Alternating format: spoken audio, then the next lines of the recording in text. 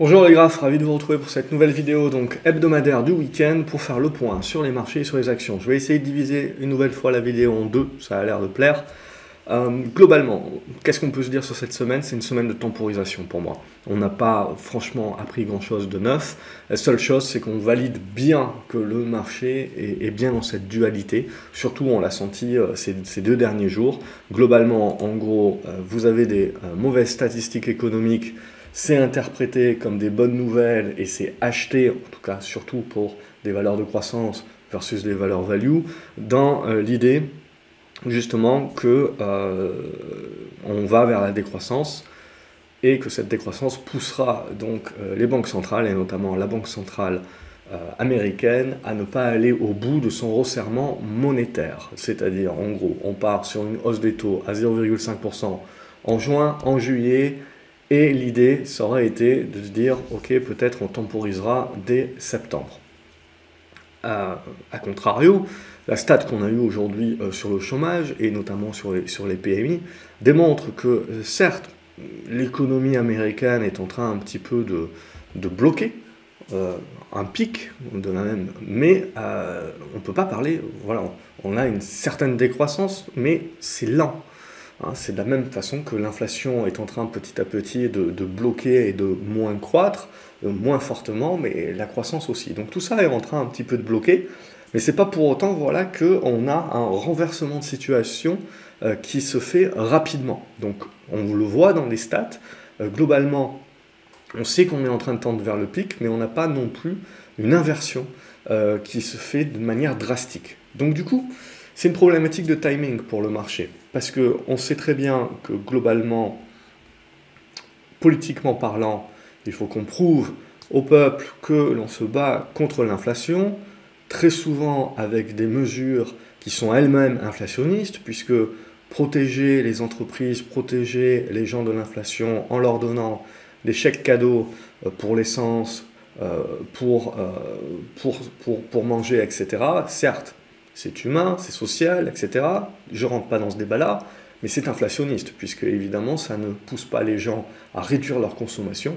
Et donc, si ça ne réduit pas la consommation, ça ne pousse pas derrière les prix à la baisse.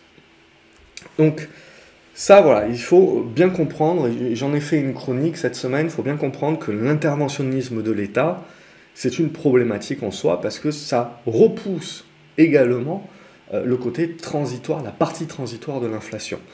Donc, pour l'instant, on peut continuer de raser gratuit, puisque certes, même si les taux sont pas mal remontés, ils ne sont pas suffisamment remontés, et ils sont toujours derrière la courbe de l'inflation, donc on va dire qu'on est toujours dans des États qui ont la capacité d'être accommodants.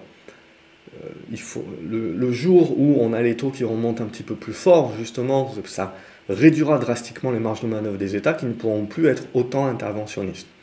Donc évidemment, l'un dans l'autre, je veux dire, ça sera pas terrible pour l'économie, l'État ne pourra plus essayer de compenser, mais d'un autre côté, on rentrera un petit peu plus dans la destruction créatrice, dans la réallocation du capital sur des rendements plus intéressants, et quelque part une meilleure productivité. Ça aussi, voilà, c'est important de bien comprendre qu'on peut essayer à court terme de sauver les meubles, mais ça a un coût également à long terme. Donc on en est là aujourd'hui. Il y a des élections, il y a les midterms américains, en Chine également, novembre, c'est des dates importantes globalement, et on sent bien qu'on va continuer de mettre la pression, quitte à se tirer un petit peu une balle dans le pied, mais en gros, on aura bien l'occasion en novembre, à ce moment-là, quand l'ennemi public numéro 1 ne sera plus l'inflation, mais sera la décroissance, de redevenir accommodant. Et en redevenant accommodant, évidemment, le risque, ça sera de, quelque part, recréer de l'inflation, la hausse des matières premières, la hausse du pétrole, etc., en essayant justement de continuellement être interventionniste. La problématique, on en avait parlé pendant le Covid, c'était un des risques que je voyais justement, c'était que à force de montrer à la population qu'on a de l'argent pour sauver tout le monde, eh bien la population ne comprendra pas, parce que la population ne comprend pas l'économie, c'est-à-dire que Quand vous avez des taux négatifs, on peut avoir de l'argent pour sauver tout le monde. Quand les taux redeviennent positifs et qu'éventuellement ils vont continuer de monter, eh ben, on ne pourra plus avoir de l'argent pour sauver tout le monde. Et là, il y aura une incompréhension. Il y aura du social, évidemment, et c'est là où, quelque part, on rentrera dans un autre aspect. Mais ce n'est pas encore pour maintenant.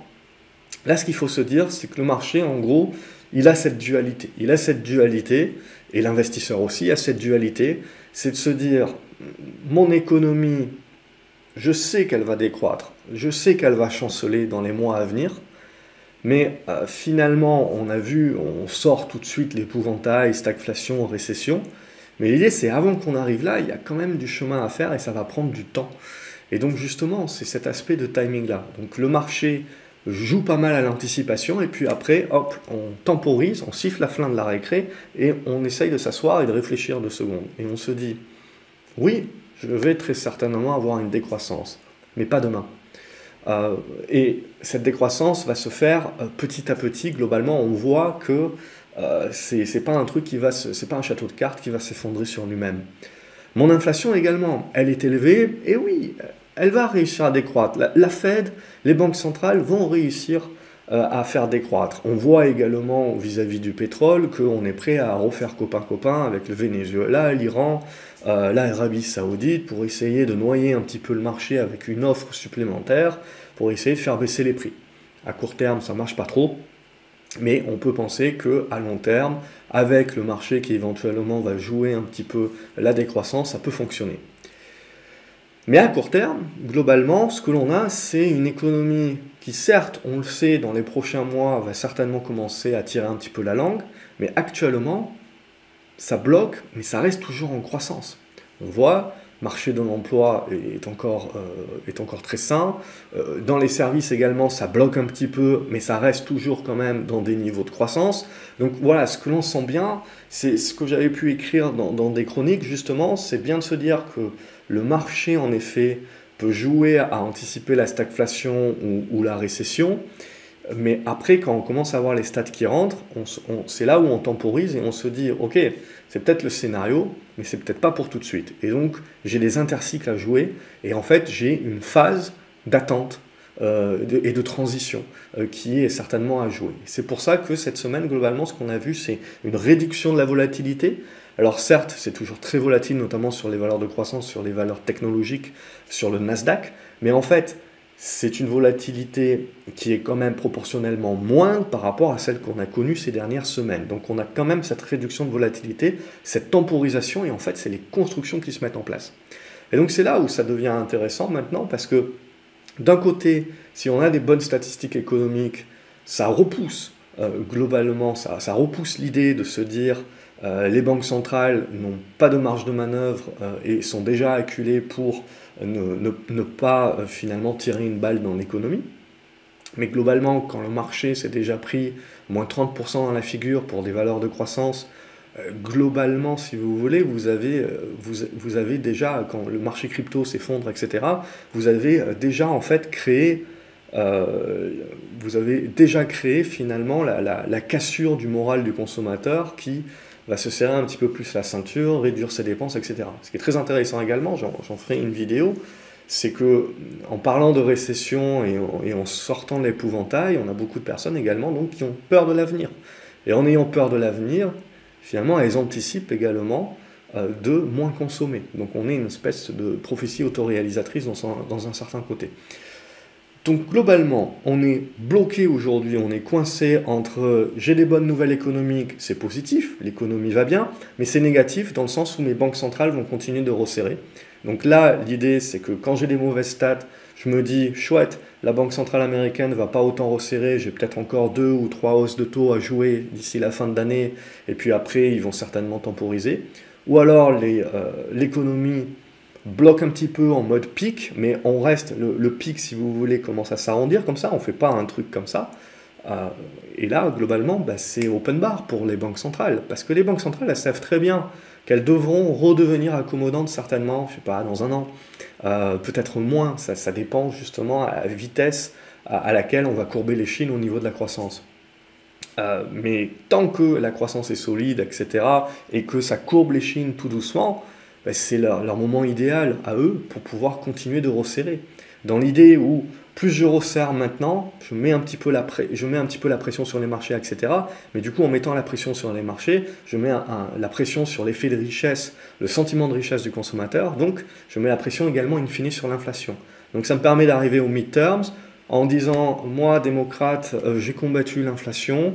Ça y est, on a bien battu l'inflation, votez pour moi. Et après coup, ok, la croissance commence à tirer la langue, mais vous inquiétez pas, je vais vous sauver. Et là, à ce moment-là, ça sera génial, parce qu'on aura passé des mois à tirer sur tout ce qui bouge pour limiter l'inflation. Et dès que la croissance va commencer à chanceler, on va se moquer complètement de l'inflation, on va mettre en place tout un tas de mesures pour sauver l'économie qui seront inflationnistes.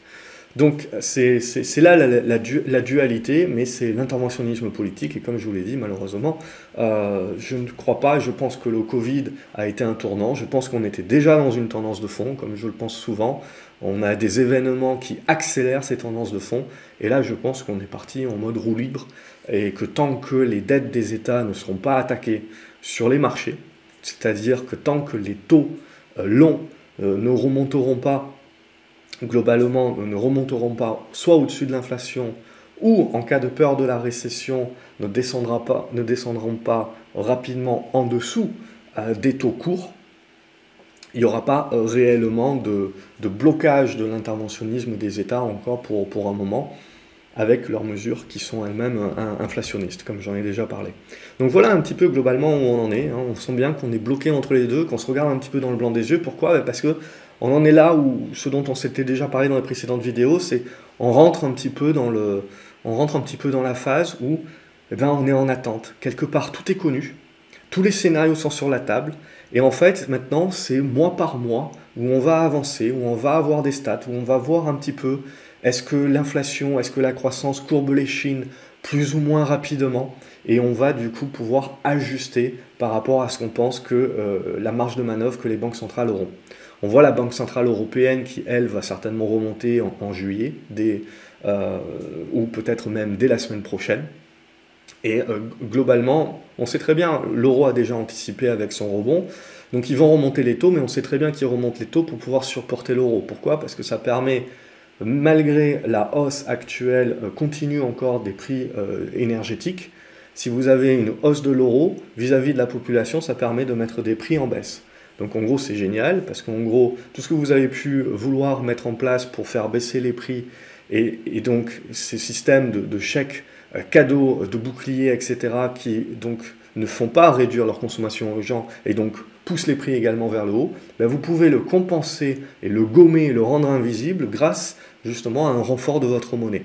Et cela, ça vient également en remontant les taux. Évidemment, ça se paye plus tard, puisqu'on n'a pas une marge de manœuvre folle au niveau économique, par contre en Europe, puisque l'économie américaine sera certainement beaucoup plus robuste que l'économie européenne, et le côté pic et décroissance aux États-Unis va certainement se faire de manière plus lente qu'en Europe, où on risque d'accuser le coup un petit peu plus rapidement. Donc ça, voilà, c'est l'idée, et donc c'est l'histoire de la guerre des monnaies entre les différentes banques centrales. Chacun va essayer de tirer de son côté, évidemment. Donc ça, c'est pour cet aspect-là, et c'est pour ça que je pense qu'on est en train de rentrer un petit peu dans un marché qui va se chercher en attendant d'avoir une décision. Donc globalement, c'est ce qu'on retrouve sur le CAC 40. Quand on regarde le CAC 40, on le voit, on a eu une bonne poussée la semaine dernière qui cassait l'oblique, on est allé chercher les 6600 points, on bloque, on reva chercher le support, et en gros, on fait pas mal de zigzags. Ce zigzag-là, en fait, ça permet de créer une zone de congestion. Grosso modo, j'arrondis entre 6350 et 6550. Vous cassez par le haut, ce qui sera très important, c'est si on réussit à casser par le haut la semaine prochaine. On ira chercher probablement la zone des 6660, 6000 ici, cette zone-là, des 6660. Après, on peut aller chercher plus haut vers la zone des 6700, 6750 points. Mais derrière, c'est le quid pour moi. Je parle, pour moi, ça serait, si on casse cette congestion par le haut, on jouera une prolongation du rebond, mais je ne jouerai pas encore, pour moi, un retournement haussier de la tendance. Simplement parce que je ne vois pas nécessairement les catalyseurs. Alors, oui, il y a toujours énormément de cash dans les entreprises. On voit qu'avec la remontée des taux également, c'est un petit peu la dernière fenêtre de tir pour les entreprises pour faire de la croissance externe et aller chercher des OPA, voire des OPE, etc. Au niveau du private equity, j'avais fait une vidéo également, ça commence un petit peu à tirer la langue également. Je pense que ça va tirer à vue et ça va faire un gros tri aussi. Mais du coup, on a plusieurs private equity qui peuvent avoir énormément de cash, qui peuvent être intéressés d'aller chercher en bourse des actifs qui sont pas nécessairement beaucoup valorisés pour pouvoir un petit peu asseoir leur diversification avec des trucs un petit peu plus robustes. Donc on a ces aspects-là où il y a toujours énormément d'argent sur le marché, il y a toujours une inflation qui est importante et les taux petit à petit sont en train de remonter, donc il va falloir savoir faire quelque chose de cet argent-là. Hein, Warren Buffett l'a prouvé, on le voit que Warren Buffett est rentré pas mal sur des valeurs pétrolières, etc. Il aurait pu y rentrer et le scénario pour y rentrer sur ces valeurs pétrolières était déjà là il y a 1 an, il y a 6 mois. Donc aussi, ce qu'il faut préciser, c'est pourquoi il rentre maintenant, parce que c'est mieux de rentrer maintenant que de garder tout ce cash qu'il a et de se le faire bouffer par l'inflation. Donc il y a ça aussi qui rentre en ligne de compte. Et donc c'est toujours cet aspect de flux qui est également important. Alors après, il y a toujours la guerre en Ukraine, bien entendu. Elle va continuer de se prolonger a priori. Et donc ça empêche quand même d'avoir des gros retours de flux en Europe, même si l'euro venait à continuer de rebondir. C'est ça qu'il fera regarder, c'est à la fois qu'est-ce que va nous faire l'euro, et à la fois un cessez-le-feu en Ukraine, etc., avec un petit truc un petit peu plus clair sur l'histoire, bien que, malheureusement, je dirais, cyniquement, c'est toujours pareil, plus personne ne s'intéresse à la guerre. Je crois que alors je regarde pas les JT, mais je crois que ça doit même plus faire la une du JT. Par contre, ce que vous devez avoir là en ligne de fond, c'est tout ce qui est hausse des matières premières, pénurie alimentaire, crise alimentaire, etc. Et ça y va. Et d'ailleurs, c'est toujours intéressant parce que c'est quand tout le consensus en parle, qu'on commence à voir un petit peu une baisse au niveau des prix. Alors, une baisse court terme, bien entendu, il ne faut pas mélanger les phases correctives ou des phases de prorata de court terme avec des tendances de fond haussières qui demeurent, clairement. Mais voilà un petit peu où on en est. Donc au niveau du CAC 40, ce qu'il faudra regarder, c'est cette congestion. Et là maintenant c'est le quid. Hein. On peut continuer encore la congestion, mais c'est soit on sort par le haut, soit on sort par le bas. Et ça va être binaire. Et ça sera qu'une question de savoir est-ce qu'on va voir le verre à moitié vide, ce qui veut dire, oh mon Dieu, l'inflation reste haute et va rester haute, et la croissance est en train de se ramollir doucement, mais en gros, on va continuer d'avoir une pression sur les taux.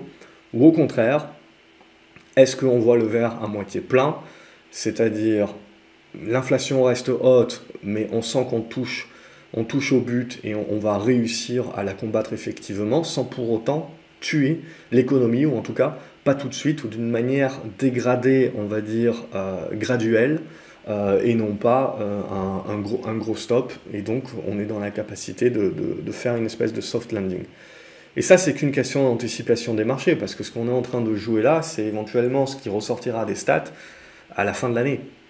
Donc c'est tout ce qu'on a. Donc à ce stade-là, graphiquement parlant, pour moi, c'est très neutre, mais c'est un neutre avec un biais où on continue de tenter. À partir du moment où on repasse en dessous des 6004, 6350, on redevient prudent. C'est-à-dire qu'on se donne l'opportunité de le jouer, de le tenter, mais derrière, voilà, on reste quand même avec un profil de gestion du risque qui est assez défensif, c'est-à-dire des stops assez courts. Quitte à revenir plus tard à la limite, mais pour l'instant voilà, c'est ça l'idée, parce qu'on n'oublie pas que si on dézoome, hein, on reste quand même dans une dégradation de la tendance, et il est hors de question à ce stade-là de parler d'autre chose que d'un rebond, et pas de retournement haussier ou de relance haussière de la tendance à ce stade-là, c'est trop tôt, même si on devait pousser vers la zone des 6007. Quand on regarde le Nasdaq, on va retrouver la même idée. Alors bien entendu, on a cette impression que le Nasdaq est beaucoup plus volatile, c'est vrai, mais aussi proportionnellement par rapport au mouvement qu'on a pris, on est là aussi, vous le voyez, dans une phase de temporisation.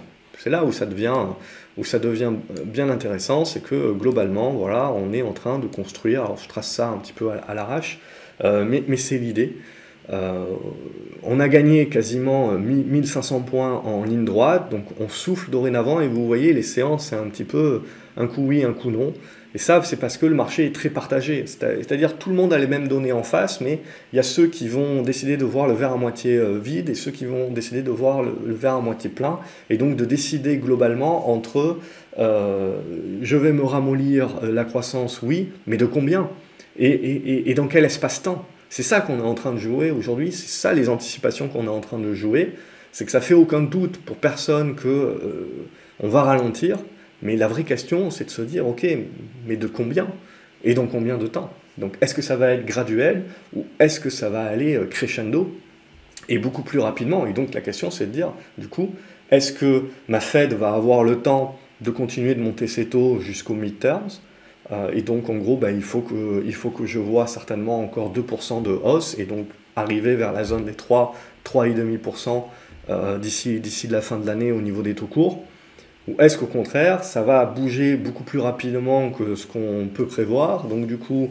stagflation, donc du coup pas récession aux US, plutôt stagflation, et donc du coup ma Fed va paniquer globalement, éventuellement, et en paniquant va faire juste peut-être 2 ou 3 encore remontées de taux, et puis après va faire un stop en disant j'observe, et le gouvernement américain changera son focus sur je donne du chèque cadeau pour la croissance au lieu de donner du chèque cadeau pour payer le plein d'essence, qui en soi continue de me faire monter le pétrole. Au niveau du 10 ans américain, là aussi, tout ça, ça va nous servir d'indicateur. Et on voit globalement, on était dans des constructions, et là, on est en train de repartir au sud. Alors pour moi, on reste dans des constructions, c'est juste qu'il faudra ajuster l'oblique, mais qu'à ce stade-là, il n'y avait pas suffisamment de points d'impact, donc c'était pas valide. Mais je resterai quand même dans une phase de construction, hein, je trace un petit peu à l'arrache comme ça.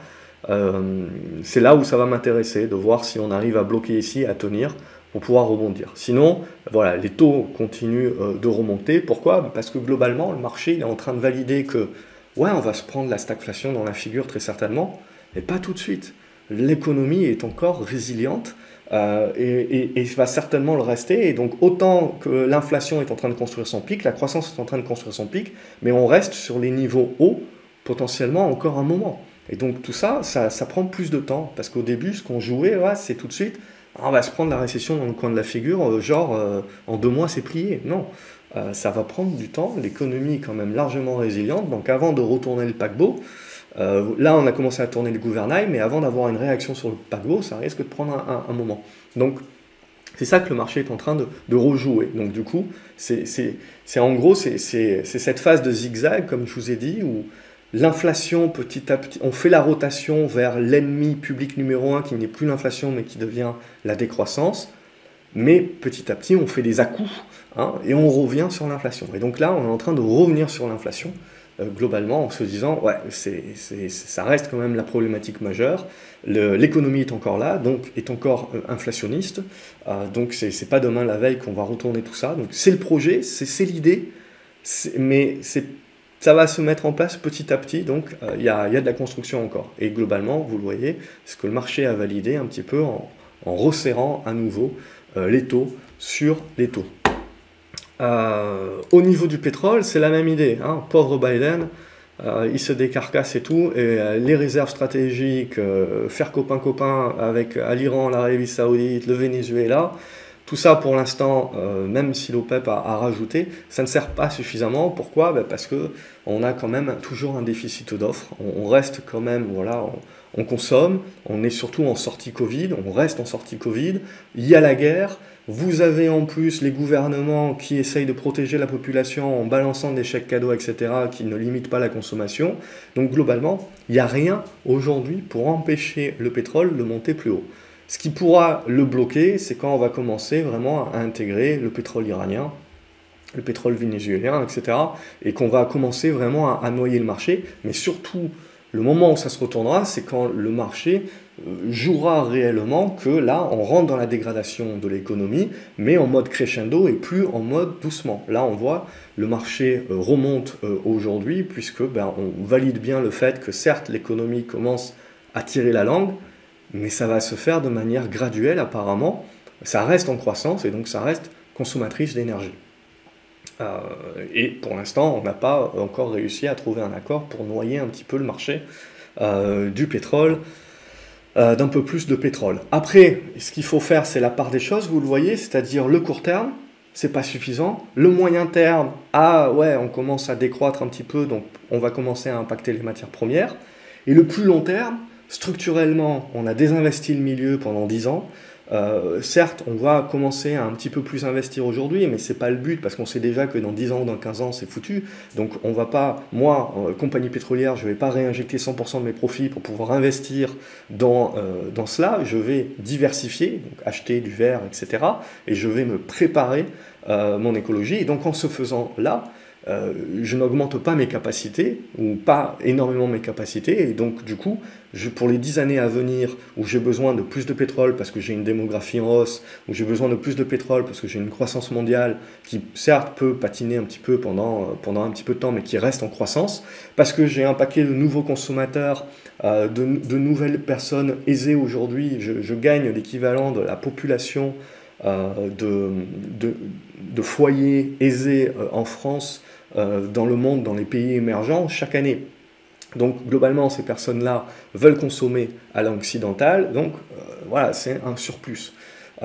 Et à partir de ce moment-là, voilà, je sais que je suis dans un déficit d'offres de toute manière, d'une manière structurelle. Et en plus, si je veux aller plus vite pour investir dans ma rotation écologique, eh ben, il me faut encore plus de matières premières fossiles dans un premier temps pour pouvoir produire tout ce dont j'ai besoin. Parce que même pour aller chercher mon cuivre au fond de la mine, ben, j'ai besoin d'un diesel quand même pour aller creuser. Donc voilà un petit peu pour toute cette idée. Et c'est ça aujourd'hui où il faut bien comprendre que l'année 2022, c'est vraiment une année de transition, où il faut en faire la part des choses et être capable de découper tous les cycles et les horizons de temps. Sinon, on devient fou. Sinon, un jour, le marché il monte pour une raison, le lendemain, il descend pour une autre raison, ou des fois la même raison. Et donc, c'est ça qui est important de bien comprendre un petit peu comment le marché est en fait dans cette dualité. Et c'est pour ça qu'on a l'impression qu'il hésite énormément. C'est parce qu'il est très neutre, que tout est sur la table et que en fait, c'est une question des opérateurs qui, tour à tour, pour l'instant, sont en train de se battre entre un scénario et l'autre. Et petit à petit, les stats vont arriver, les anticipations de stats vont entrer, ils vont nous permettre de valider un scénario plus fort que l'autre et qui fera un nouveau consensus. Et là, ça repartira. Même chose pour le pétrole, je veux dire, à un moment donné ou un autre, le pétrole baissera certainement parce qu'on aura peur de la décroissance. Mais ce qu'il faut bien se dire, c'est que vous avez un tel consensus, vous avez un tel flux qui est en train de rentrer, qui continue de rentrer sur le marché parce que c'est entre guillemets le seul truc qui a été performant cette année, que votre paquebot, même si vous avez des vents contraires, en fait, il va commencer à dériver, mais que petit à petit. Donc l'inversion d'une tendance haussière comme ça si forte ne se fait pas du jour au lendemain, même si on a toutes les raisons de croire à la décroissance, la stagflation, la récession, tout ce que vous voulez. Ça ne sera pas du jour au lendemain, et globalement, même, je dirais, le pétrole, alors qu'on a d'autres matières premières qui ont déjà pas mal baissé, hein. Vous avez énormément l'aluminium, le bois, etc. Vous avez beaucoup de choses qui ont bien baissé, mais le pétrole, lui, ne baisse pas. Donc c'est bien l'idée également de se dire, voilà, il faut bien faire la part des choses entre, oui, à un moment donné ou à un autre, ça jouera la décroissance, mais il y a de tels flux, vous avez un tel énorme paquebot avec un consensus que le marché ne se retournera pas comme une crêpe. Et que, on l'a vu, potentiellement, on aura à un moment donné ou à un autre une correction, oui, mais qui ne remettra pas en cause la tendance haussière de fond. Donc, c'est-à-dire, on va continuer de vivre avec des prix du pétrole élevés, même si éventuellement on peut connaître une correction intermédiaire lorsque on aura un effet ciseau, style Iran qui commence à injecter son pétrole et au passage une légère décroissance mondiale. Mais pour l'instant, on continue donc de valider l'aspect que c'est pas suffisant, que certes on commence un petit peu à ramer, mais que c'est pas non plus encore dramatique. Donc on va petit à petit demander plus de temps en fait pour nourrir ça. Et c'est ce qu'on est en train de valider hein, cette semaine globalement, c'est ce qu'on a pu valider. Et donc c'est ce qui doit être important de bien comprendre que le scénario c'est celui-là, mais qu'en fait on va y aller lentement, doucement. C'était ce que j'avais pu écrire dans une chronique, je ne sais plus celle d'hier ou celle d'avant-hier. C'est mon sentiment en tout cas. Après, on ajuste, hein, c'est notre boulot de jamais être sûr de rien et d'ajuster au fur et à mesure.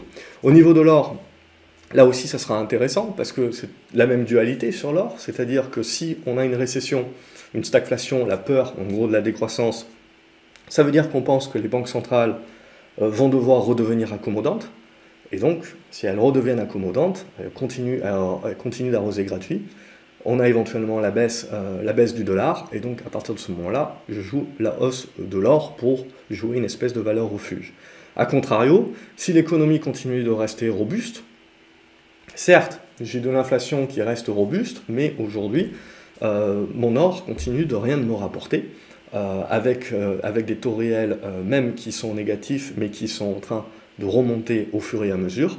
Donc c'est pour ça également qu'on a une certaine hésitation sur l'or, et je dirais que sur l'or, on est également très neutre. Ce qui sera intéressant, c'est de revenir au-dessus des 1900 $, et là on pourra, pareil, hein, ça nous sert d'indicateur, si l'or recommence à passer au-dessus des 1900 $, on peut commencer à se dire, le marché est en train d'anticiper petit à petit que, ouais, on va dégrader l'économie, donc on est en train d'anticiper que les banques centrales redeviendront accommodantes. Ça ne veut pas dire que ça se fera dans la foulée, hein. Le marché anticipe, hein, globalement, 6 mois, 9 mois à l'avance, ce que éventuellement on va faire, et après on ajuste en fonction des guidance. L'argent, c'est la même chose, pour l'instant c'est du rebond technique, il n'y aura pas de grands mouvements ou de grandes inversions tant qu'on ne redépassera pas les 24 $ pour moi, donc il faut laisser faire.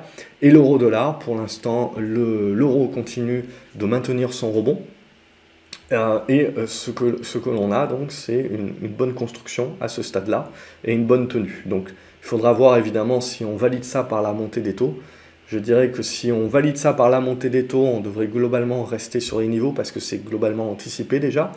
Et si la BCE, botte en touche une nouvelle fois et repousse à juillet sa première augmentation de taux, ça risque un petit peu de peiner. Mais bon, globalement, c'est ce qu'on est en train de jouer.